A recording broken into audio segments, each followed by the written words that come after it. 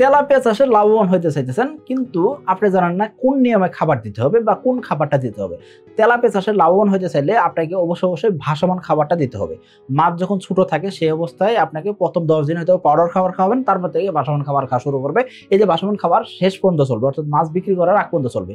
যদি আপনি ডুবন্ত খাবার খাওয়াতে চান সেক্ষেত্রে সকালবেলা ডুবন্ত খাবার দিতে পারেন, বিকালবেলা অবশ্যই ভাসমান খাবার দিবেন। এতে করে কি হবে, আপনার খাদ্য খরচ কমবে, অন্যদিকে কি হবে, আপনার মাছ সঠিকভাবে বড় হবে এবং কি মাছ সঠিক পরিমাণ খাবার খাচ্ছে কিনা সেটা আপনি দেখতে পারবেন। এর পাশাপাশি পুকুরে পানি কালার ঠিক থাকবে এবং কি পুকুরে গ্যাস তৈরি হবে না। এই যে নিয়মটা বললাম, এই নিয়মটা অধিকাংশ খামারি ফলো করতে চান না, কারণ কি ভাসমান খাবারের দাম বেশি। এই যে ভাসমান খাবারের দাম বেশি, এই কারণে পুকুরে 12টা বাজতে জায়গা খামারের পুকুরে মারাকবার মাছের সমস্যা হয়। নানাবিধ সমস্যার কারণে মাছের গ্রোথ আসতেছে না, মাছের রোগ ব্যাধি হইতেছে। এই যে মেডিসিন খরচ দিতেছেন, এই কাজটা করার দরকার হইতো না।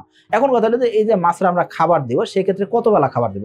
মাছ যখন ছোট থাকবে সেক্ষেত্রে 4 বেলা খাবার দিতে হবে। মাছ একটু যখন বড় হবে সেক্ষেত্রে 2 বেলা বা 3 বেলা খাবার দিতে হবে। অর্থাৎ মাছ যখন আস্তে আস্তে বড় হইতে থাকবে সেক্ষেত্রে 2 বেলা খাবার খাবে, আর শুরুর দিকে 4 বেলা খাবার দিতে হবে। এখন এই যে খাবারগুলো দিব, সেক্ষেত্রে আমরা খাবারটা এক জায়গায় দিব নাকি সম্পূর্ণ পুকুরে ছিটাই দিব। চেষ্টা করব কমপক্ষে পুকুরের এক পার থেকে শুরু করে আরেক পার পর্যন্ত যাওয়ার। অর্থাৎ আমরা কোনোভাবে এক জায়গায় দাঁড়ায় থেকে খাবার দিব না, এতে করে খাবার নষ্ট হবে এবং মাছ ছোট বড় হবে।